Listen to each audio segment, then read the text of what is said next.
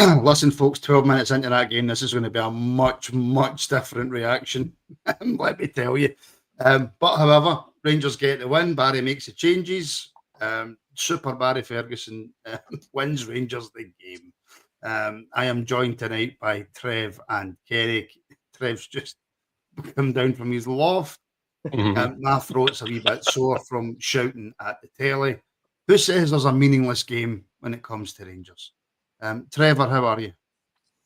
A lot better after the first 12, 13, or 14 or so minutes, whatever it was. But that was everywhere and anywhere emotions, man. I'm all over the place. Literally, I can't really sum that up. I'm just going to struggle, but I'll try. I know, Kenny. Could you imagine we'd be sitting here at just after 10 past 10 talking about a 4-2 win for Rangers after that opening 15 minutes? Aye, that Kenny was a Jose Mourinho. What are you on about?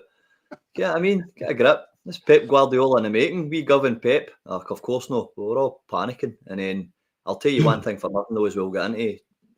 That goes in at half time and comes out worse. So that's a bonus. 100%. I mean, Trev, the game start. Oh, by the way, hello to everybody watching. Please do like, share, and subscribe, and please get your comments in as well. As I always say, I will try and get as many comments up as I possibly can. Trev, I mean, straight into the game, mate.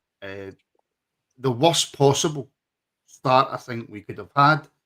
And yet again, you're probably sitting back watching that at 2-0 going, I'm not surprised.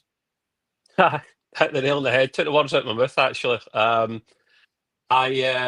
numb we've been talking about in recent kind of weeks and months, where you go beyond angry and that, and you just go, meh, par for the course. That's exactly how I felt. And you've got that wee wry kind of chuckle, sarcastic chuckle, smile, because you're like, well, I'm not surprised. I knew that was going to happen. Immediately, I was a bit frustrated. I'm thinking, okay, these players, a lot more of this has come down to players than it ever did any management team. Okay, Kilmarnock that has to take a share of their blame.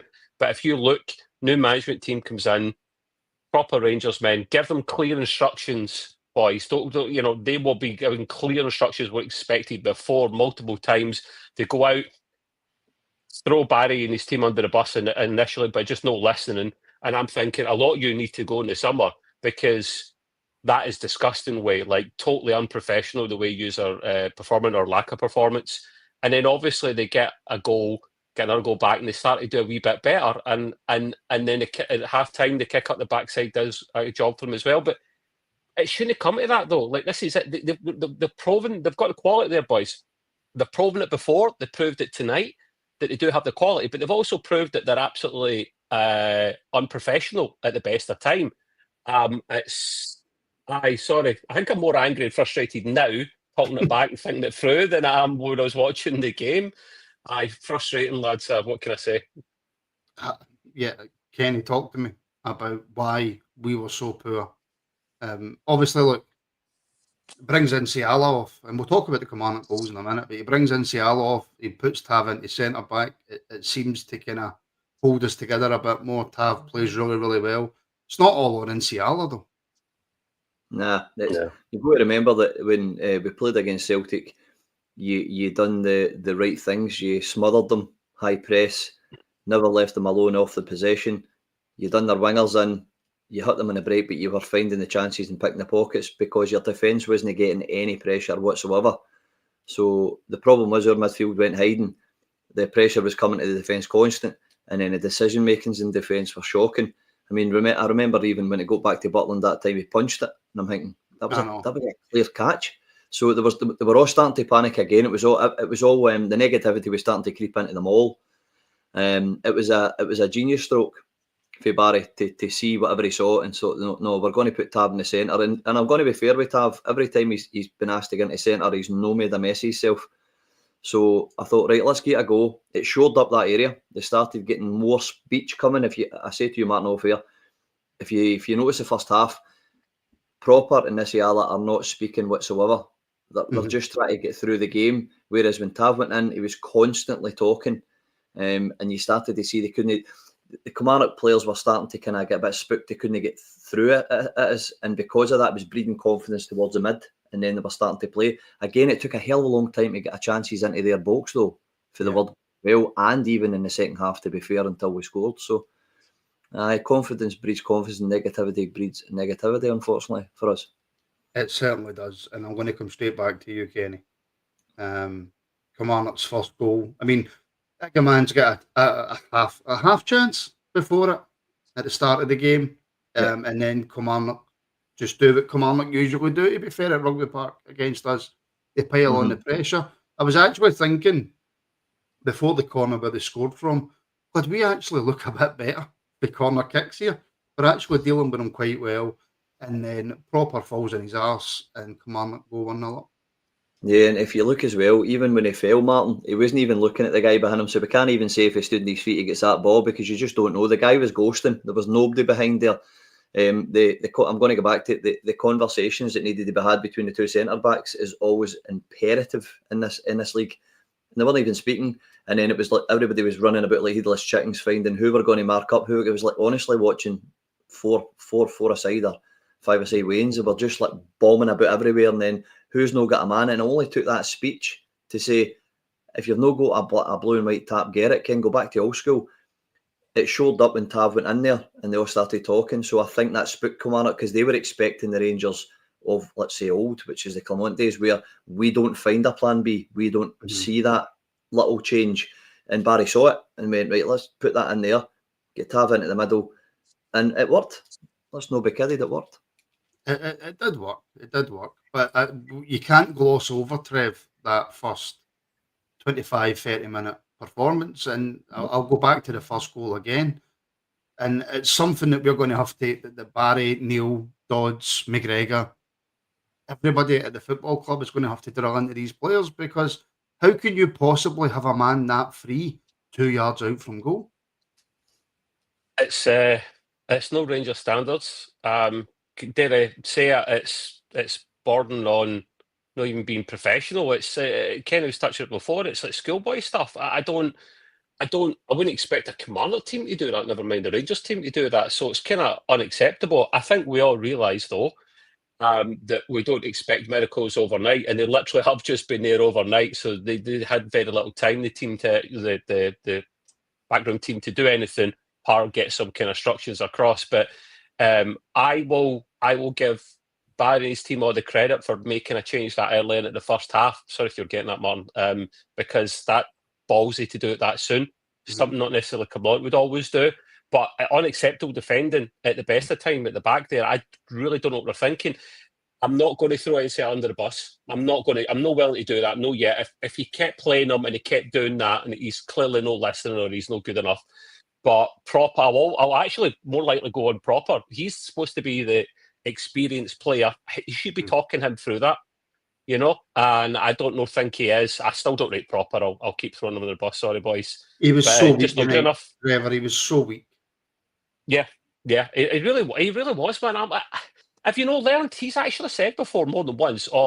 He's admitted a small bit of credit, lads. He's admitted that he wasn't good enough when he first came in, and he's learning. What have you learned, mate? Going to tell me? I'm not seeing it. I'm not seeing evidence that you've learned. You're supposed to be experienced. You're supposed to be a decent player. I'm only seeing it when you're playing the style of football you like in Europe, and that gives me the rage that you only turn it on for the big games and not for against the jobbers. So, not good enough, lads. No, and the second goal, Kenny, it's Raskin for me. I don't know how many times we've discussed this, and we'll get to the positives in a minute, folks. Right? But what I'm not going to do, Kenny, is I'm not going to gloss over the negatives. No. Because for half an hour, that team were a shambles, an absolute shambles. And that second goal, don't get me wrong, that's a world-class finish for the Kilmarnock boy, right? That is an out-of-this world finish. But Raskin, we can talk about Jeffy and letting players go past them defensively. We can talk about Proper not being strong enough. We can talk about Inciala not being ready. We can talk about Dio going missing in games. We can talk about Dessers missing easy chances. Raskin's passing is atrocious, Kenny. He did go on a run. He played really, really well. His kind of confidence has took a hell of a beating, and I don't know where the hell that's came from, because he was playing out his skin. We were all on here talking about it. He was a different player and all that. I think Clement's, whatever's happened, I'm not a big fan of this 4-2-3-1 rubbish. I'm not. It's really annoying. It seems to allow teams to come, and we haven't got the players to deal with it. Just before I go about the Raskin scenario, I'll go back at the time where we were all talking about Suter and Nisiala, and they were such a beautiful partnership, and he was calming Big Nisiala down, and they two were looking as if they were going to be centre pairing. It ain't a coincidence. He's put him in with Big Betty Bombscare, man, and the guy is just dragging this young boy down. I mean, his positional play is putting Nisiala into his positional play off, and I think I see that's the reason. I think the young boy's too young to deal with the mistakes that Proper's making, and then he's finding himself in untangible positions. But getting back to the Raskin thing, he has definitely took a knock in confidence, because I remember he made a run back to our box in the first half. He actually took the ball off the boy and went for a run. And I says to my young son, right, come on, Raskin, show us now. Show us now. Get a bit of confidence. And he passed a 20-yard ball to the Kilmarnock boy. And I went, what is going on with this team? They're absolutely deflated with confidence, because you can't play some of the games we saw. I'm not going to get into them all individually because I don't want comments slaughtering me, but there's individual games we saw that there's players there, all right, and they're just deflated and they're hiding and all that until something sparks them. And I'm glad it was a decision that was made to spark them, first of all in defence and then the half-time bollocking. But I like the fact, no at the end of the game, but I'm not going to cut to that because we're going to get to it. I just mean at the end when they were all walking, McCann was going to somebody, Dodge was going to somebody, Barry was going to somebody, they were going to Dessers, and they were all saying whatever they were saying. So they were clearly been working in individuality as well. So I'm hoping that Clement showed at St Mirren he wasn't getting that back. We showed the night it was a difference in a grit and a fight, and I'm hoping when Barry's been in more than a day training with them or whatever, you might see a bit more grit and determination. Fingers crossed. Martin, see, to quickly add on to the Raskin comment, if you don't mind, I've been thinking that about Raskin for quite a while, right? I think the boy's brilliant. I do. And I remember my Belgian pal telling me a while back that he didn't rate him. And I could see it for a while. I could see the flaws in his game. But people in Belgium at the time were saying he was one of the best young, hot prospects to come out of the country. So I was not going to listen to my pal. I was going to listen to people of Belgium. And he started doing well for quite a bit. And then I'm seeing flaws, the flaws in his game that I've heard about, which was the lack of passing. Now, listen, I could tell you all the good things he does. That's easy. But see, for a midfielder, see if you can't pass the ball. There's alarm bells there. You can do other things. You can break 5 up yards, play. Trevor. 5 yards. I know, that makes it even worse. You don't even get the simple passes. That is your number one job, mate. It's the same thing with Tab being a great attacking, but he's pish at defending. I want you to do your bread and butter stuff and then worry about the other stuff after. And it's concerning that he is struggling with that, mate. It really, really is. However, I can't think of a better mentor than Barry Ferguson to sort him out. And let's see. I think he will, actually. And listen, we'll get on to Barry. Of course he will. He deserves enormous credit for the night. Yep. You could actually see, and maybe it's just me, but you could see at the start of the game how nervous he was. You could just see it in his face. I don't know if it was nerves or if it was adrenaline or if he was pumped up, but you could see that first Rangers goal. He was right in there. You could just see it in him. And that performance, that first 25-30 minute performance, certainly didn't help. Kenny, he makes a substitution, right? He brings off Nsiala, brings on Yilmaz. Gutsy to replace a centre-back with Tav coming inside and putting Yilmaz out on the right, because the last time we seen Yilmaz out on the right, he was honking. Very, very gutsy move. There was a lot of people saying, Proper's been just as bad, right? So why has he brought Nsiala off and left Proper on? Turned out it was the right move, but even at the time, I was saying to myself, Kenny, take the young boy off, save him, and let Proper try and deal with the more experienced player. Yeah, it was a strange one for me. I knew that he was going to put him in there. I think maybe the team talk that he said when he go Tavernier into the room and they had a talk and stuff. Maybe that was the fact that Tavernier's thinking, just play me. I'll do whatever, boss. I'm going to get 100%. I think part of that talk was, for Barry's point of view, was good because I put you where I want to put you. Now, Barry's a Rangers fan. She's clearly watched a lot more games than he said about this Queen's Park and the St Mirren game. Remember he saying that, I watched the 2 games, didn't really pay attention. Aye, Mars. So what he's done is he saw that Tav's played in defence before, and he knows he's no really let us down there when he's been put into centre right. So it was an ingenious thing that worked. And as I said, I'll say it again, me and my young boy watching it, and he said to me, oh, that's quieting them down at our back 4. And it did. And it was a gutsy move, but you said that it worked, calmed them down, and then suddenly we got to half-time with something to cheer about. And I think the half-time team talk was completely different then. I think Proper, for me, is not suited to the Scottish game. I just think it doesn't matter how many times he tries or how many games he plays. Or he needs to go. His decision-making is horrendous. His positional play is horrendous. And he gets a lot of the back 4 plus his keeper panicking. And they all start flapping. When you've got Suter there, there's no panic. You can see them starting to, like, okay, we'll play football. And we all just pointed to the point that Nisiala was playing a lot better alongside Suter.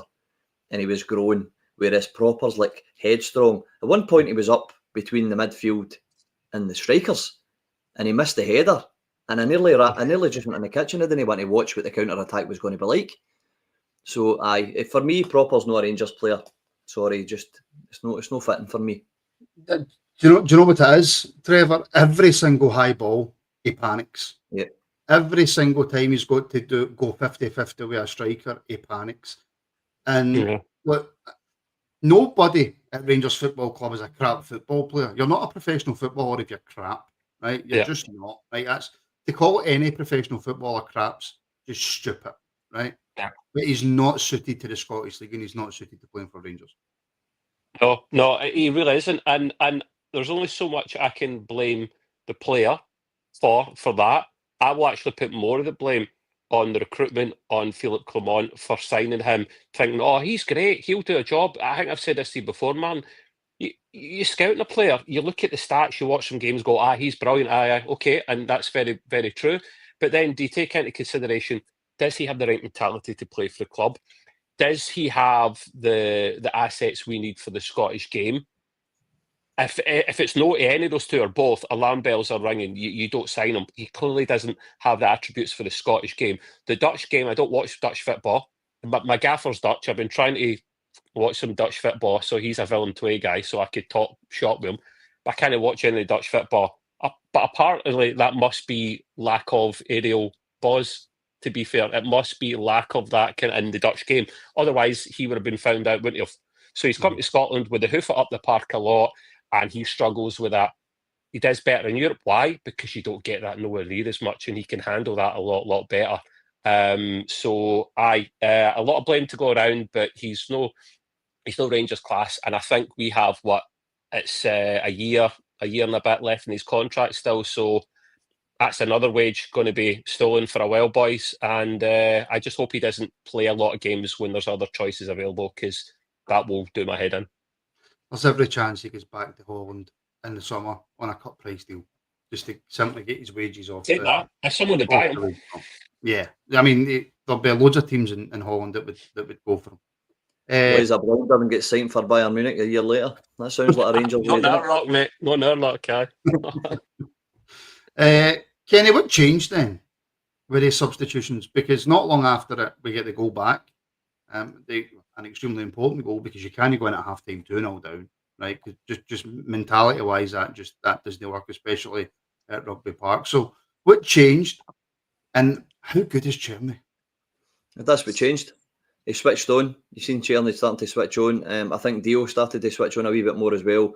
It helped Raskin calm down a wee bit because he was on a poor one. Hadji was a wee bit non-existent for me, to be fair. Some of the things he was doing, it was not really doing anything. I think when Byamy came on for him, there wasn't much of a change.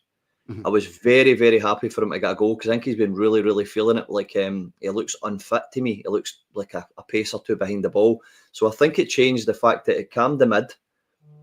A couple of the players started to wake up a wee bit, and one of them, luckily for us, was Cherny, and Cherny started to pocket pick little gaps and things like that and find little spaces. And then we started really turning on. I think Dessers started to really start motoring as well. The big boy was brilliant. Grabbing him, turning him, and nothing got done. So I think What happened there? I do think he turned into a Dalek. He was getting exterminated for about 10 I was. seconds.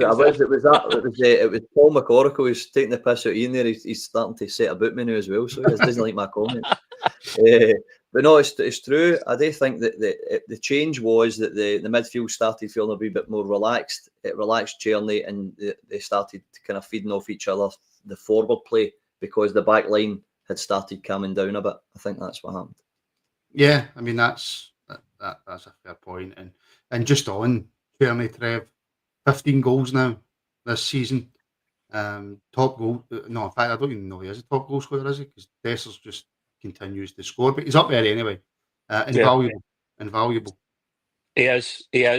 Not bad for a boy that looks like a bus boy. Like he had a tough paper around that lad. But I mean, some football player. He looks like you without hair. He does, isn't he? Actually, I do see it. Imagine that, eh? And my really shocking beard. Someone said I'm to grow my beard back because I'm freaking him out. I'm really sorry, people. That's why I done it, just for you. And this is how it normally looks, actually, believe it or not. I totally lost my train of thought there. Maybe he's got a bad beard in that show, pal, when you see... Sorry, Alex, but you know what I mean? So, no, listen, was it... What Jim Carrey film was it when they had the big dimple on the chin? What Jim Carrey film was it? Oh, you're a pass. What? Somebody tell me what Jim Carrey film it was. Oh, man, JD there said Trev would get ID'd for a 6-pack tennis. JD, you're forgetting something. This is a good thing. It means I look years younger than 42, which I will take. I will gladly take it. Tierney, right?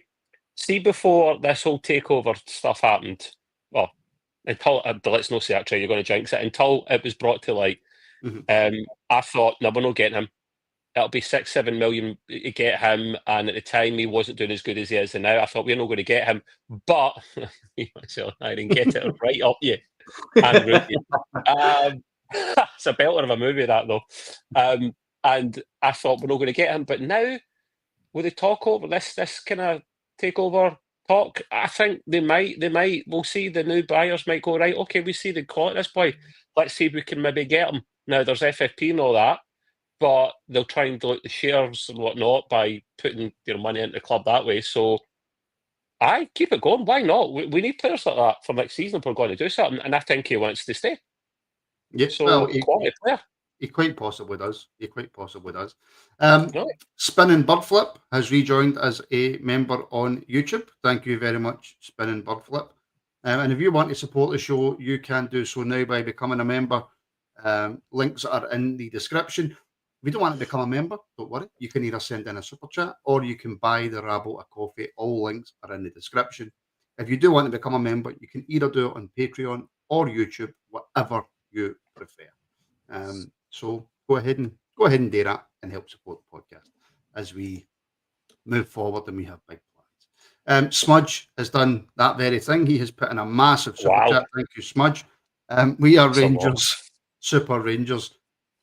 Kenny, I'm still not getting ahead of myself, and I'm still not. I'm not getting excited for several reasons. The league's done. We can't win anything domestically, and all we've got left is Europe. But in defence of Smudge, not many teams, or not many Rangers or Celtic teams, come back from 2-0 down at Rugby Park. No, and I did. We had a wee giggle at that off the air before we come on, didn't we? I said, let's not start kissing Moses' feet quite yet. No, we don't do that. This is the Rangers team where we go, fucking. So I'm not doing any of that anymore, man. There's no way. So I get what you're saying, though. It was a gritty determination that we had, and we come back for that and won. So hats off to Barry for that, because clearly there wouldn't have been much of that kind of testosterone-filled shouting and screaming and all that for Clermont. I can guarantee you that right now. But I think the Scottish sense of humour and the identity in the dressing room that we were always screaming about in these podcasts, are having these players that they took away, like Hateley and John Gregg, and taking Jack away too early and taking Arfield away too early, and having people like Barry walk about the place so hefty is not just looking at wall murals and fucking looking at videos and saying, no bother, it's just a story. He'd actually, guy would walk by the canteen and you would know who you were talking about. So having these players in there with the Scottish banter, the grit, the determination, the attitude, just the way we all are, I think that's going to help dig out results. I think that helps Steven Gerrard. I don't know what he's English, but it's Northern England. It's like Liverpool, they're as mad as us. So I think all that helps as long as you've got a clear identity, and the Scottish folk have, Rangers legends have. They're young enough to give it to them. They're not all men or anything like that. And it was really nice to see, as I said, at the end of the game, where they all went to individual players and were saying to them, well done. As somebody pointed out, was it he said, that's my boy when Byamy scored. So there's been something spoke about there, about him maybe going higher when the ball's pressing. And it's nice to see, man. It's good to come back. You could actually see, Kenny, just before they made the sub, Barry Ferguson said to Neil McCann, Byamy, and Neil McCann's faces went, really? Are you sure? And Barry's went, no, I'll bring it on Byamy. So fair play, absolutely fair play. I have to say, Andy McDonald has just signed up as a YouTube member. For as little as $1.99 a month, you can get at least 6 extra shows a week. They include all our afternoon rabbles, watch-alongs to every game, and of course our Tuesday night phone-in, and that's for $1.99. Bargain. Less than a cup of coffee. Less than a cup of coffee. Do you want to hear from the manager?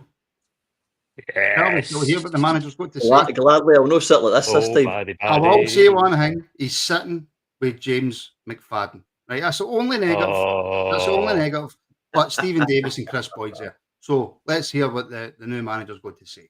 Well, I'm delighted to be joined by Barry Ferguson after what was a bit of a roller coaster down on the touchline. And we didn't think you had enough former teammates down there, so we've got you up with another 3 here. You'll be sick of the sight of them. A trio of decent players. Well, better than decent players, that's for sure. Myself. Can you sum it up? The last few days, but today and riding here in that game. Before the game, the last 48 hours has been pretty hectic, if I'm being honest with you. Ideally, I would have loved to have spent a bit of time with the players, longer on the training ground, but it's the way it was. I only had yesterday. We spent an hour and a half, obviously out in the grass. And ideally, I would have liked to have spent a bit more time, but I'm not using it as an excuse. The first half hour, I was wondering at times, as I listened to the information, I think Kilmarnock missed a chance at 2-0 where it's flew over the bar, and I think the penny dropped 10 with the team, and they started to do what we asked. And I thought we got the goal back, were exceptional, and that's the way I want to see my team playing going forward. Certainly in the second half, I thought we controlled it, played some really good stuff, but the biggest thing for me is they showed heart and desire and a bit of character, and I think that's what's been missing over the last few months. Yeah, you were forced into making a very early decision as well, and nobody wants to take a player off after 30 minutes, but you made that decision, and it definitely seemed to make a difference. And James Tavernier at centre back, he wore the captain's armband today. Yeah, listen, I thought he was exceptional. Went into centre back at times during the game when things are not going your way.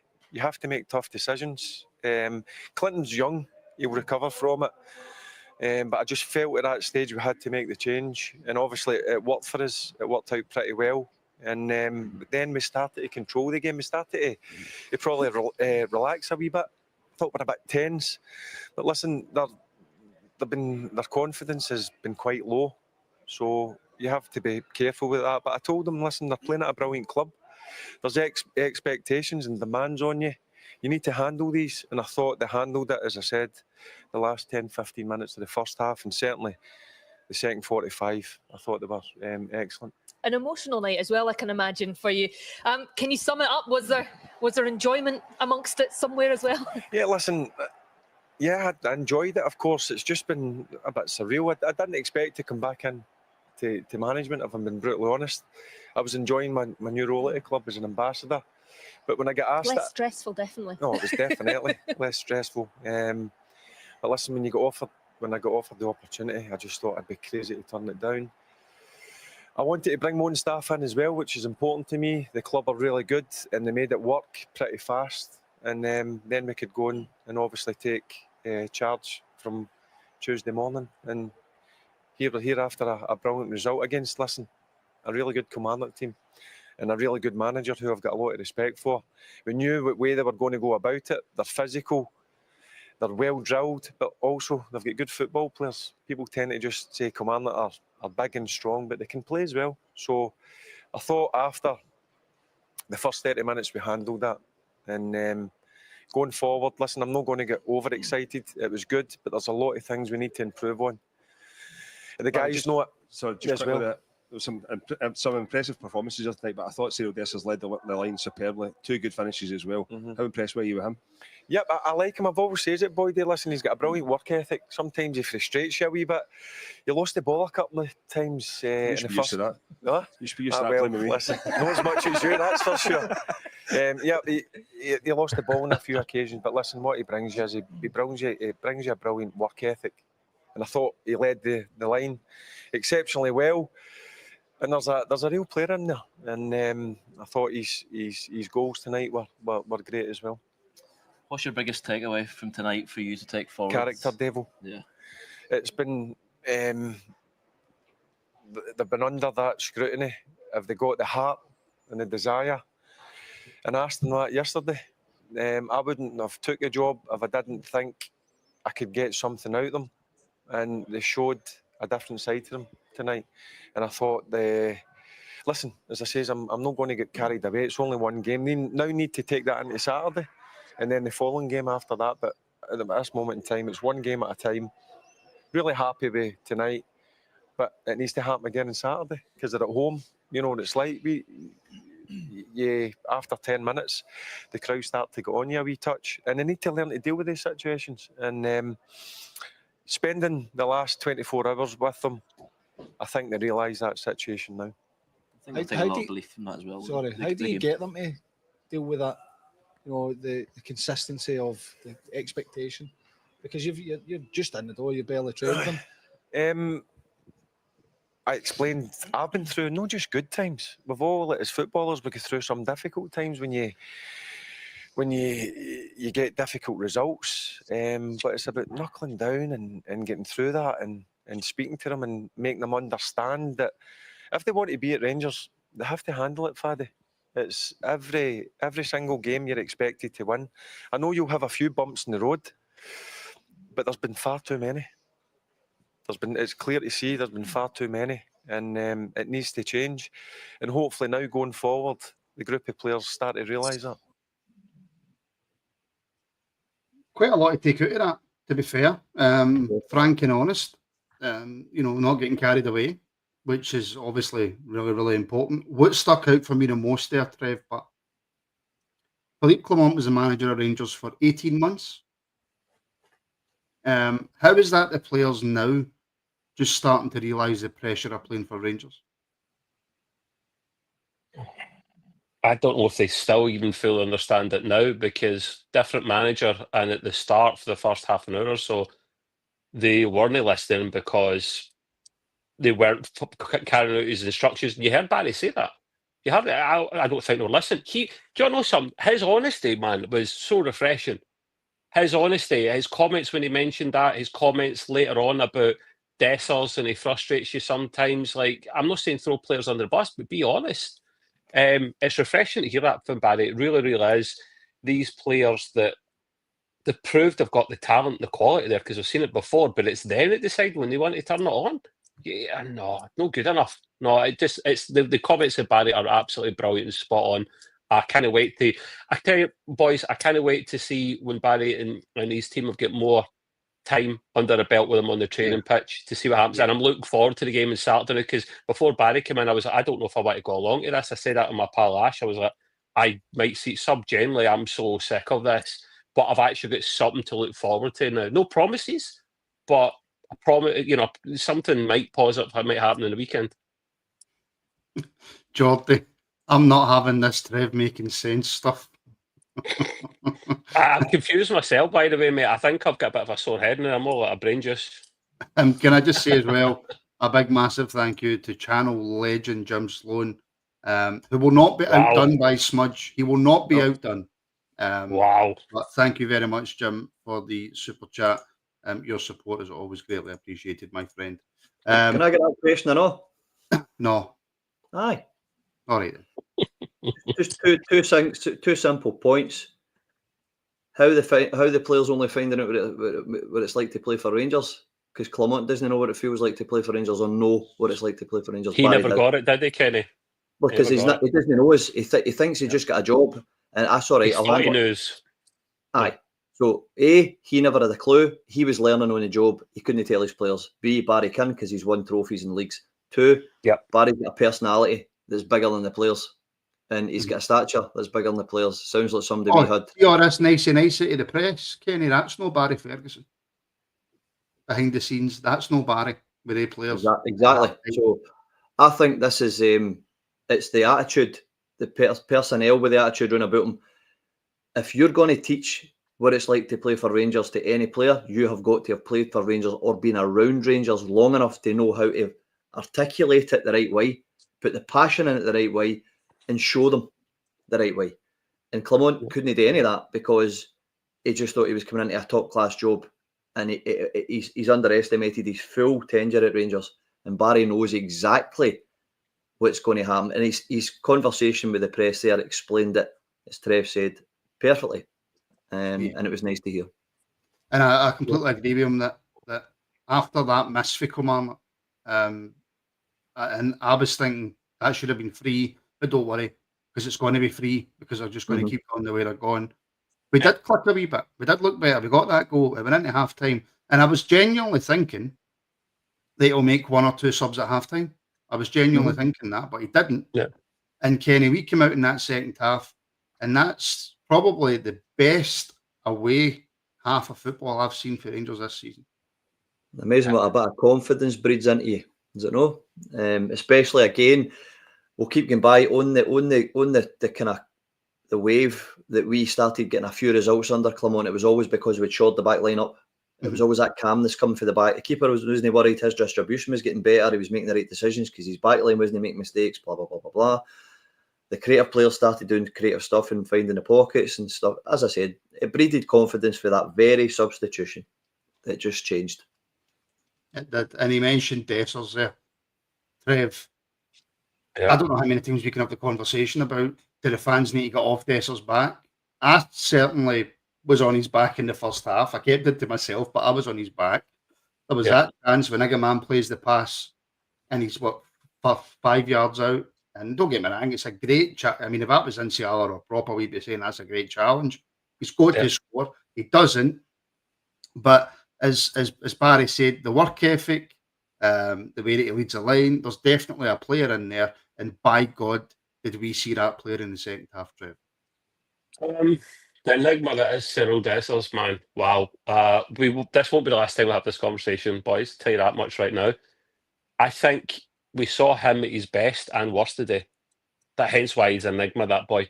Missing chances, he probably shouldn't. He should be doing better at that, I think. But then seeing, I wouldn't quite put it a worldie, but it was a brilliant goal when he hits it across the goalie. Oh, that's a fantastic finish, by the way. It is. It's up there with Kilmarnock's second goal. It was absolutely fantastic, and he hits it first time as well. See when he doesn't have time to think about it. The light bulb can't go off. He just does it. It's like he's on automatic. You know, his brain's his worst enemy sometimes, I think.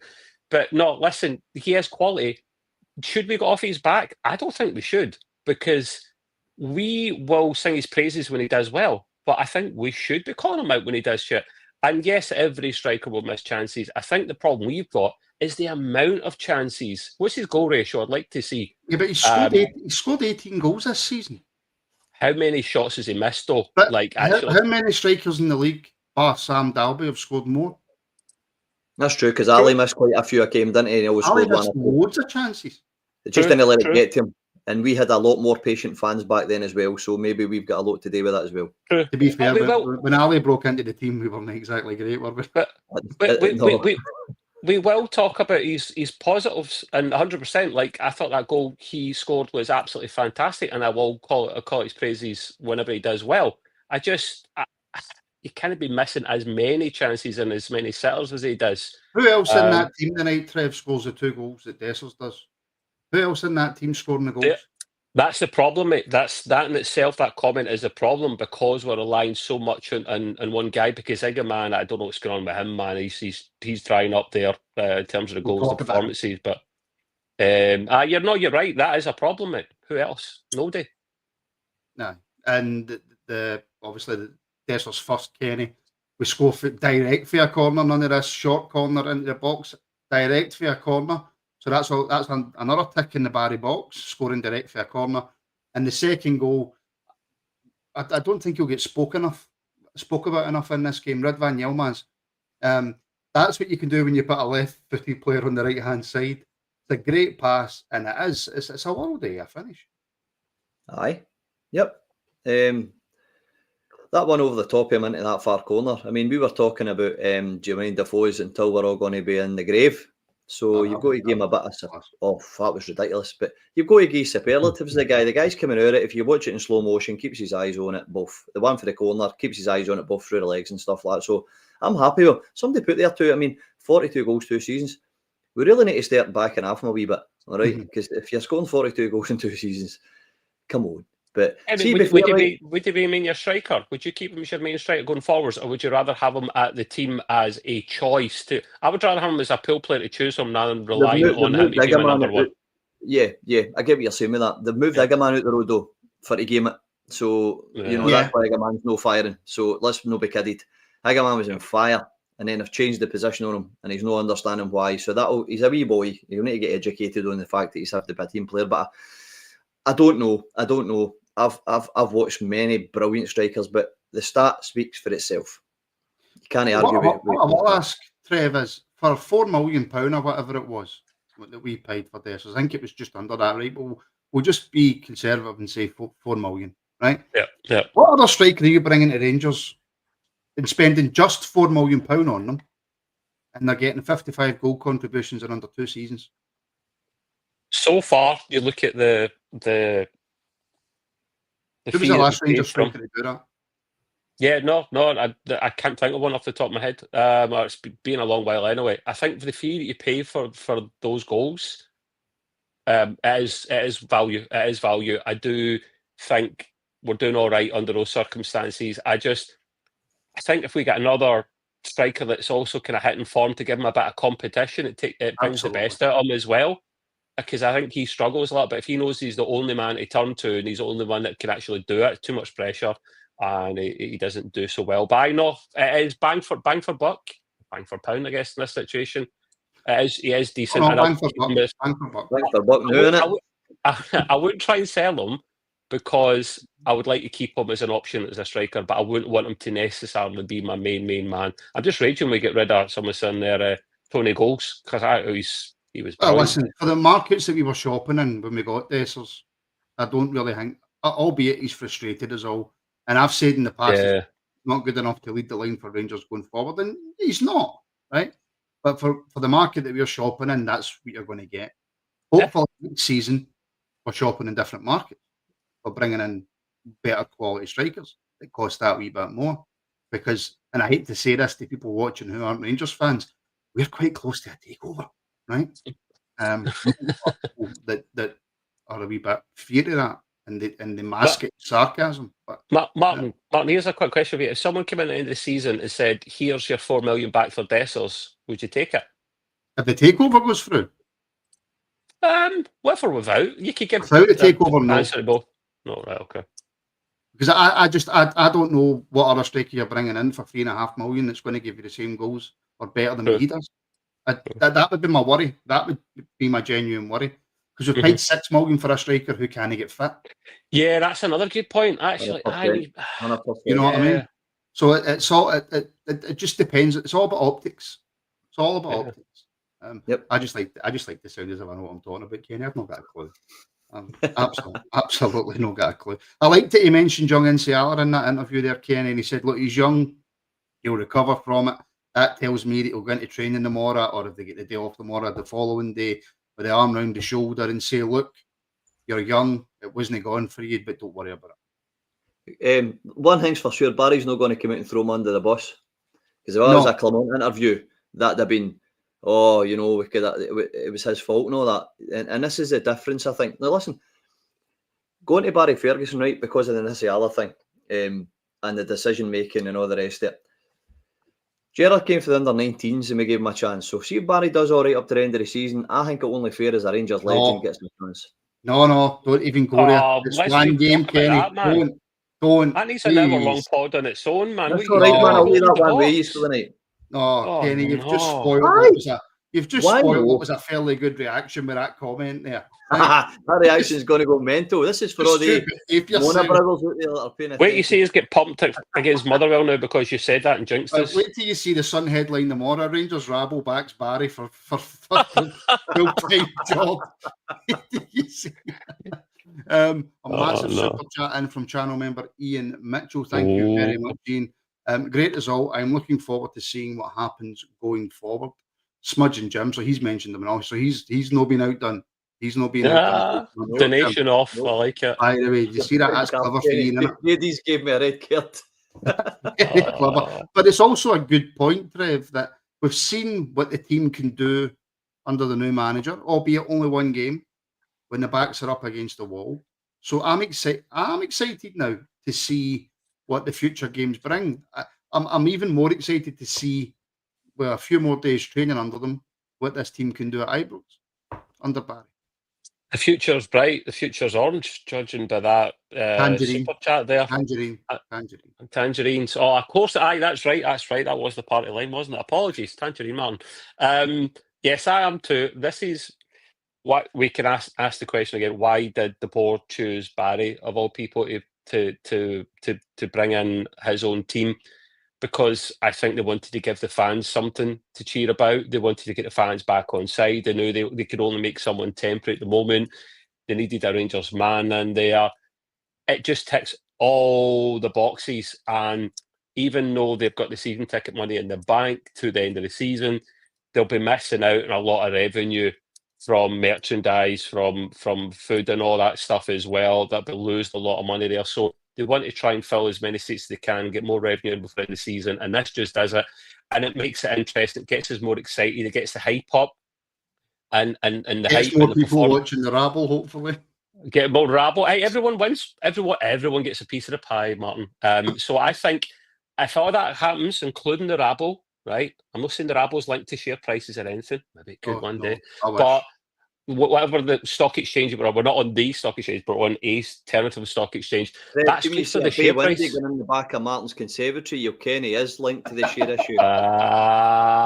They are looking to buy out other people where possible, so we'll tell. But hey, no, listen, everything is these guys. They run the board, boys. They might be football people to an extent, but first and foremost, they're businessmen, right? So they know what it takes. They know that they have to make everything squeaky clean, cut the dead wood, get rid of the manager who's doing awful, bring in something to get more money into the club and make us more successful to drive up the share price so they'll get more money. It all comes down to pennies at the end of the day. But I'm looking forward between now and the end of the season. I want to enjoy my football again, lads. I've been so scunnered for so long watching it. It's been a chore. I never, ever want that to be the case. I want to enjoy. I said to Ash last week, I said, we'll go to St Mirren game. I said, I couldn't be bothered, but I'll go to catch up with you because I've not seen you in a while, and we'll have a jar or whatever, you know. But now this weekend, I'm actually looking forward to the football, and I'll catch up with you at the same time. So bring it up. Win-win. Definitely win-win. Thank you very much. I know it's DI Rebus, but I prefer Dyer Bus. So thank you very much, Dyer Bus, for gifting one. Rangers. Did you ever drive one of them, Martin? Did you back every one of them? Every one of them was Dyer. And Stephen Robertson, I'm going to try it. Our friend in Australia. I'll do it. God, I'm so sorry, Australia. You've offended a nation. Listen, I offend everybody I talk to, but my Australian accent's getting slightly better. Is it? Stephen Robertson you tell that, pal. Gifted 5 Rangers Rabble memberships. Thank you very much, Stephen. And JM, I have got your super chat there, but I'm going to leave that because I'm going to talk about something else first, and then I will bring that up. And Kenny, what I want to discuss is Nadim Byamy coming on, getting his goal. And whilst we're looking at Byamy, we can look back. It all starts with Dessers. Yep, it does. Very hard work, I think, but we're not going to go over him again, Dessers, but we all know that his work ethic is there. He's constantly running and moving all game, so it's paid off. He's got the break. Lovely weighted pass, the right weighted pass, and he finishes. And I felt good for him because he needed a goal. I think he needed something like that, and I think that's why Barry said, that's my boy. I think he's felt the confidence that the most, maybe. We'll give him the benefit of the doubt, Byamy, but I'm hoping that kickstarts something in Baramy's locker. I'm not sure if it will, but I'm hoping because I'm a Rangers fan. So, yeah, great goal, good finish, and finished off a scintillating half of great football and a great comeback. So it was a fitting end. What I will say to our friend in Turkey, I watched your match as a Fenerbahce fan. You are so bad, it is impossible for you to beat us. I'm sure you're a Fenerbahce fan. Well, maybe not. But ask Borussia Dortmund, ask Tottenham Hotspur, ask RB Leipzig, ask Red Star Belgrade, ask FCSB, ask as many European teams as you want how easy it is to play Rangers in Europe. And I think you might not get the answer you want. Ask back to Ferguson when he goes and plants a Galatasaray flag in the middle of your centre circle. Well, we can't have a bit of casual racism there, Trev. What? Where did you get that from, my man? Have you not seen the reports in the news? But there we go. Yes. See what I'm getting on it? Josie. Yes. Obviously he's not. He's just a man of the world. Trev, Dio and Raskin, does that work? Oh, what a question, my man. I'll give you the easy question. Aye, wow. It can do. Listen, it can do, and Barry's the right man to get the best out of them. Diomande is a midfield enigma to me. You see the quality of that boy. He is brilliant sometimes, but in other times he'll be absolutely Bowshank. And then Raskin, I've touched on that before. It's brilliant what he does, but then nobody able to pass the ball, like you say, Martin 5 yards sometimes gives me a fear for a midfielder. So I on paper it can work, and I'm just glad now we have the midfield maestro himself to actually teach him the ways, both of them. I reckon he'll get them both to click, because they've got the skill set there. If he can drill it into them what it's like to play for the club, what he expects, and how to be playing against jobbers and hammer throwers in the league, we've got all the tools to succeed. I'm looking forward to seeing what he can do with the midfield especially. It can work, though. It can work. It's no longer. Can I just say quickly before you answer, Kenny? Just say quickly. I'm well aware it wasn't. It was a wee joke. Sorry, Kenny. On you. That's all right. I've just putting the point across that we sat here no long ago and we were all screaming that it wasn't Banner and Raskin, it was always Dio and Raskin, and it was the best midfield, and that was the one we wanted to pick. So we can't be hypocritical. It can work. It's just a certain manager has absolutely diluted and stripped the confidence out of a lot of their players. That's what Barry's hinting at all the time, and he's saying they're really low. That's why I think there's a lot of games in play as you watch the first session. They're getting the Scottish mentality into them, getting the banter into them, they're getting them knowing that they're going to trust them, trying to get the confidence up, saying it, letting us say Allah's comment and things like that. So it can work. We've seen it work. We've seen Dio and Raskin boss midfields, but I think we're all over the place again at the back. Remember we went on a run with Clermont, we were all saying that they were the best. We're all moaning that it wasn't going to be Barron and Raskin, it was going to be Diomande and Raskin. We can't go back in that and say, no, it's no, Raskin's rubbish. And there's players in there. It's just, I think they're well off their keel. Honestly, I think they're well off their keel. I think the right manager brings them up to a level. I'm not saying we'll win the league with them, but it can get it up at least. This season anyway. No. If we start like that against Fenerbahce, you want to get back for the scoreline that ends at half time. That's only my No. I'm glad he's got a few games yet. Absolutely destroy you. Plus, they've got a world-class manager as well who knows how to change games. Can I just say a big, massive thank you, by the way, to our sponsors, Blue Unicorn Digital. Now, this will make sense to Trev, doesn't it make sense to me? Fast, SEO optimized, and mobile-friendly websites built for growth. I know the man who runs it extremely well. He is an excellent web designer. So if that's something that you're after, head on over to blueunicorndigital.co.uk. Martin, should I translate that? SEO stuff with SEO means, right, and let me see if I get this right. SEO, if I want a proper good SEO, that means that my stuff's all set up and it goes out onto Google and people can find it when they search. Yes, you've Martinized that. You've literally took it down to bare bones. Yeah, see, that is it. It's the YouTube stuff. It's you get an SEO score. And you got that right, dude. No. You have I don't know what it stands for. You have. Listen, you were shaved and had a plastic ball in my head. There's no way you remembered all that in one go. He has things I'm a telling you YouTube right now, fan, I remembered what SEO meant. I absolutely did. I want to take this super chat and add it in to another part of the conversation, Kenny, right? But Right. firstly, I'm going to bring up Stephen Robertson's, another one, just to have a dig at Connor, which I love. Connor 2-0, welcome to the Anfield, champ. So obviously, Like brown. the that people green? making fun of your tap. Oh, I said listen, it's green. it definitely is green, folks. Hammer 'em. Shut up. Connor 2-0, welcome to the Anfield. So I'm guessing that Liverpool beat Newcastle 2-0 tonight. That's what that comment obviously means. Love it. Stephen, don't let him forget it. Every show he's on, make sure he knows. And Jim Stone again, another massive super chat. Good night, Ian. I've got an early start. So good night, Jim, and thank you for the support, my friend. This is the one I want to bring in, though, from JM 1960. So much for league games mean nothing. That was brilliant tonight. Go on, Barry and the team. Thank you very much for the super chat. Moving forward, though, and as part of this super chat, Kenny, when do we start to have a conversation about Igman? Well, could I say when you play him in the right position, let's judge him then? He's a number 9? No? Yeah. Is that fair? Yeah. I mean, I don't know. I don't know anything. I'm just a guy that asks questions. Don't So, ask me. well, I think Dessers is scoring the goals, so we're stuck here because Igman was scoring the goals, then they moved Dessers and he's starting to score a goal. So you don't know what one to put in the wing, but Igman's not suited there, you know. So maybe we start shoring up what we play in the wing and maybe bring him on, bring him off, bring him on, whatever between them. I don't know. As Trevor said very correctly, let's try and get another striker in there so we can rotate. I know, and it's all right. Oh, I saw that, Martin. Yeah, Dover, wait to see you. You're on fire tonight, Trevor. Eh? Yeah, isn't he, man? Wait to get him.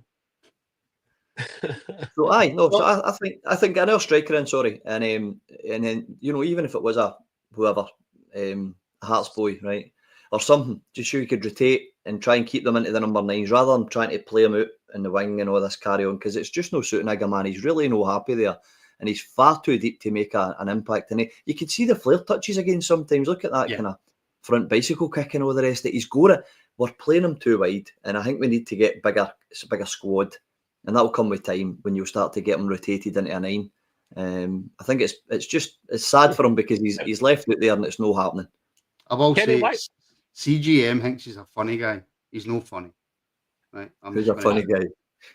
But Druzy boy, Trev, Igman badly needs a goal. And then an even more important comment for me, because I do believe it, by Paul McOracle, Dodds will help coach Igman.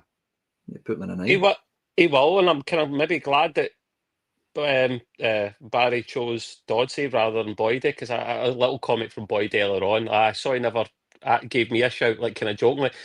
Boyd, you were brilliantly done, mate, but when it came to the crunch against the big games in Europe, you weren't amazing, mate. So that's probably why I didn't ask you. He was a terrible footballer. Yeah, but it was goal poacher. Goal poacher. Dodsey had more to his overall game. That's why you picked Dodsey, mate, and no you. I think why can we not try, instead of sticking Igman out in the wing, right, away from where he's supposed to be playing, why don't we just play our best striker in his best position and try Dessers a wee bit out there, or put Dessers behind him? That, remember we was playing a couple of games with Deal at the 1-1, right? Play that. Don't stick him out in the wing. It's clearly he's no doing a job. He's shit there. It's pretty obvious. Stick him as a 1-1 or stick Dessers out in the wing. Play your best player up front, because if he keeps up like this, you're wanting as many pennies for him as you can, either in the summer or the year after. He needs to start hitting form again. And I want him to, because I think the guy's brilliant. I think he's a breath of fresh air. What have Barry said back to you? Because I know that Barry Ferguson's a big fan of the podcast, right? Clearly. What if Barry says to you, but Dessers is scoring goals? Why would I take him out when he's scoring goals? True, but until you try both positions, eliminated all the evidence to see which are actually better. Because who's to say Igman doesn't start scoring more goals than him in his actual favoured position? You don't take somebody out of a position when they're doing the business. True, and he's got to get results. He's got to get results, Martin, between now and the end of the season. See, people that I know we all said in the past, like dead robbers, and that's because we're frustrated. There is no such thing as a dead robber at Rangers ever, really. Even if you've wrapped up the league or you've no chance, you can let youngsters have a chance and play games and get some pride back. And that there's no such thing as a dead robber, really. No, and I was not surprised in the slightest that Danilo didn't go on that pitch. Which, by the way, is the last time you'll have to play on that plastic pitch at Rugby Park. That's right. Horrendous. Is it this summer or is it the year after? I thought they needed a bit longer Wait, to. Have they changed it? Was it not a 2-year window or something? I don't think they could do it in a year. I don't think it was meant to be this year, and then I think they moved it to next year. They delayed it. I think they delayed it. Well, the super chat wars have continued. Ian Mitchell's back in again. Thank you very much, Ian. Well played, Jim. So Ian's right back in there. Should be 26, shouldn't it? But he'd be beating himself, wouldn't he? Smudge, not to be outdone. And it's actually a really good comment from Smudge. Thank you very much, everybody who's put in a super chat. Please like, share, and subscribe as well, folks. I really do appreciate that. And join up as a member and help support us that way. And get access to loads of extra content for as little as £2 a month. $1.99. That's a brilliant comment. I probably shouldn't say this, right? But marketing people say you make it $1.99 because it sounds better than £2. I've never understood that logic. But however, Rangers Rabble helps our mental health. It helps mine. Well, thank you very much, Smudge. And that's partly the reason why we do this. So thank you very much. I've just seen. Okay. Jim Sloan, I'm all in. Thank you very much, Jim. Holy moly. Okay, you've won the whole rabble. You've won the whole podcast, literally, I think. Jim owns the rabble. Is that all you're worth, mate? 50 quid if I knew that. You ask my missus what I'm worth and she'll tell you whatever you find in the back of the sofa is not even worth that. But Jim, thank you very much, my friend. And I'll speak to you soon. Wow. I think that will do us there, folks. Thank you very, very much for tuning in. Like I say, check out our sponsors, Blue Unicorn Digital. Sign up as a member and help the podcast grow. We are trying to get press accreditation so that we can bring you all the latest news directly from Rangers themselves, so we can cut through all the media rubbish, if you like, from the mainstream media. We're trying to get a studio set up to make it look more professional. Try to get all the latest interviews as well. His conservatory extension is what he's talking about. Like Bay Windy? No, I don't know. A Bay Windy? Are you joking? You know you like a Bay Windy, boy. I don't like a Bay Windy because then people can see in. That's why I don't like a Bay Windy. Trev, Kenny, thank you very much for joining me. Enjoyed that. Right. It's good to be back. Positive. And staying for over the hour. And it was a relatively positive one. You can't not talk about the negatives. You have to bring them up because if the same thing happens again and we don't recover. Start with the negatives and end the positives. That's it. That's it. 100%. So thank you everybody for tuning in. Like, share, subscribe. Check out our merch as well. You can get yourself a wee Rangers Rabble t-shirt. Look at that. Perfect. That looked a bit weird. Got my hoodie, mate. How was it? Oh, it's brilliant. Absolutely smashing. Does the job. Yeah. It's roasting, man. I don't know what it's like in his first year. You would have to, let's see, once you've been up the law for hours, man, and then you put that on, there'd be nothing left of it. It's too much. I will wear it in the loft and take a picture. I don't want to know any more, man. Especially when people start to struggle and you need to put a bit of extra work in. You know, with that hoodie on, it's anyway. And you said that, not me, Martin. I'd be only because you messaged me to tell me all the details. Anyway, we better go right before we get the podcast shut down and Kenny's missus tells us what real horror's like, right? Anyway, folks, thank you very, very much for tuning in tonight. For members, we're back tomorrow, 12:30 for the afternoon rabble. And Friday night at 7:30, we have the Friday night phone-in where you can have your say on anything Rangers. So until next time, folks, take care and we shall speak to you all very, very soon.